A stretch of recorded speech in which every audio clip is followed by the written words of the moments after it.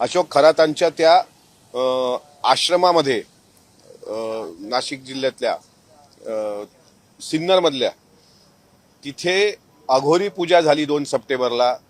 17, 18, 19 नोव्हेंबरला भिगवण रोडला अजितदादांच्या घरासमोर काळी जादू करण्याचा प्रकार झाला. अजितदादा या सरकारमध्ये आणि या महाराष्ट्रामधले असे एकमेव नेते होते ज्यांच्या गळ्यात बोटात कुठं खळ्याच्या अंगठ्या गंडे धागे नव्हते. ते भोंदू बाबाला अजिबात मानत नव्हते. त्यांचा आदर्श शिवशाहू फुले आंबेडकर तुकाराम महाराज गाडगे बाबा असा होता. या नेत्यांसोबत काम करण्याचा आम्हाला अभिमान आहे. आणि अशा नेत्यांच्या विमानाच्या अपघाताच्या मागे हा बुवा जो मंत्रविधी करणारा, करंगळ्यांनी अभिषेक करून घेणारा हा जो काही बाबा असेल, यांनी काही घातपाताची शक्यता आहे का, असा सुद्धा तपास SITने केला पाहिजे.